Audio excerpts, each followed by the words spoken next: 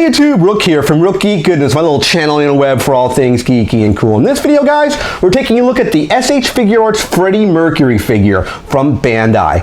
Now, if you're not familiar with Freddie Mercury, he was the lead singer for a very popular music group, a rock group called Queen. Queen was very prominent in the 70s up until really the 90s when he unfortunately passed away in 1991. Now, this particular outfit comes from the actual concert he did back in 1986 in Wembley. So what we're going to be doing is a complete breakdown of this figure. We're looking at packaging, we're going to look at paint, articulation, design, and accessories, and conclude the video in final thoughts for you, the viewers. Should you actually pick up the Figuarts Freddie Mercury figure from Bandai? Stay tuned, guys. We're going to go into a breakdown. Okay guys, we're in our breakdown segment looking at the Figuarts Freddie Mercury figure from Bandai. So the very first thing we always do is look at the packaging. It has kind of like a goldish, yellowish packaging. You have Freddie Mercury with his signature here, and him doing one of his poses. He leans back with a microphone stand, and he has a window box here which showcases the actual figure and some of the accessories at the very, very top, usually the heads. On this side, it does say Freddie Mercury and a kind of a silhouette of him down here. On this side, we have the same thing.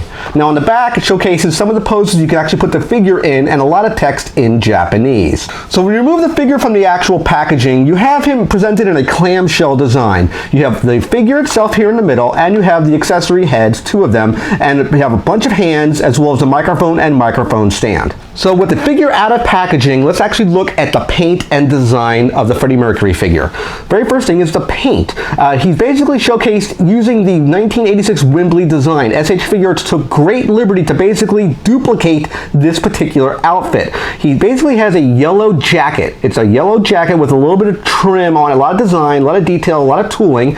Underneath it, he has a white jumpsuit. I don't know if you can really see it, but it's a white shirt underneath it. This jacket is not removable. It's all sculpted in and designed. If we move his arms up out of the way, he has sort of a pair of pants on with this red and gold pinstripe that goes down the side of the figure here, as well as having these sneakers. They look like Adidas to me. I may or may not be correct there, but that's what they look like. Now, if we look at the head sculpt, the design portion of the figure, this is dead on the money. This is a perfect rendition of Freddie Mercury. Now, this is the standard head he comes with when you actually pull him out of the packaging. We'll talk about the accessory heads in a moment.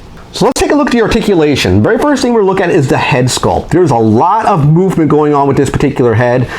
It can spin completely 360 degrees. Now be aware there's actually a floating neck joint where he has, because all this articulation he has here, you can remove the neck joint from the actual head itself. So be wary when you take the head on and off, you might rip the neck joint off, so be careful. So let's actually look at the arms now. If we spin the arms around, there's a complete 360 degree motion here, and there's movement on the actual shoulder pad itself. You can have some hinging at this shoulder joint, so be careful of the shoulder. It does have a lot of movement here as well. He does have a single jointed elbow, and the wrist do spin 360 degrees, and there is a bend there as well. He does have a rocker joint in his chest, as you see, a lot of movement as well. He can go out to a full split if you want to put him in one, and he can do a very nice kick, single jointed knee here, as well as a ankle rocker, as well as foot articulation. So you can get a wide amount of articulation and range of motion in this particular figure. So he also comes with two separate head sculpts. The one on the left is more of a singing face compared to the one on the right.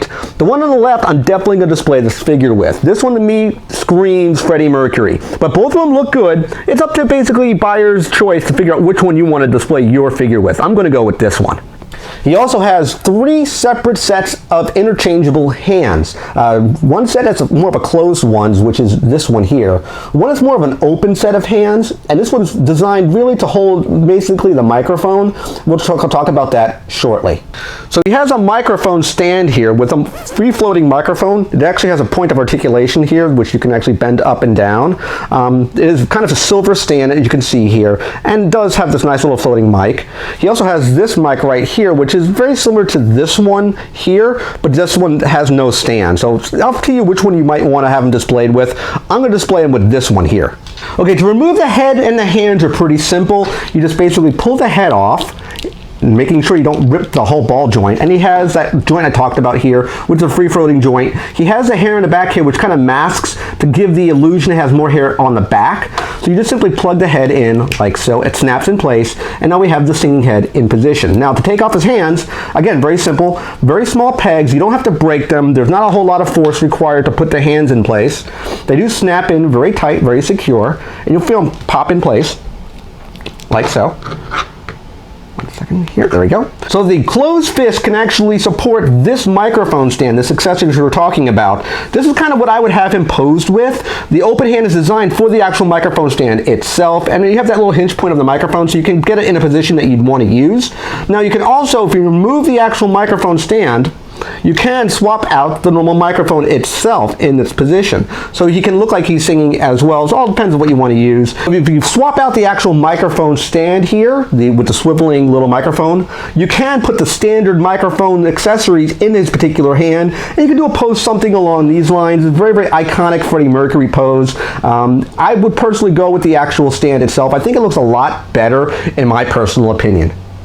Okay guys, final thoughts on the SH Figuarts Freddie Mercury figure from Bandai. This is an absolute buy in my opinion. From the packaging, to the design, to the articulation, to the paint, and all the accessories, this figure has so much value packed in a little box. Now the only blemish I can find on this figure is the price point. It is very expensive. It's about $60 US. I wouldn't buy it at a big box retailer. I would not buy it at a comic book store or a hobby store.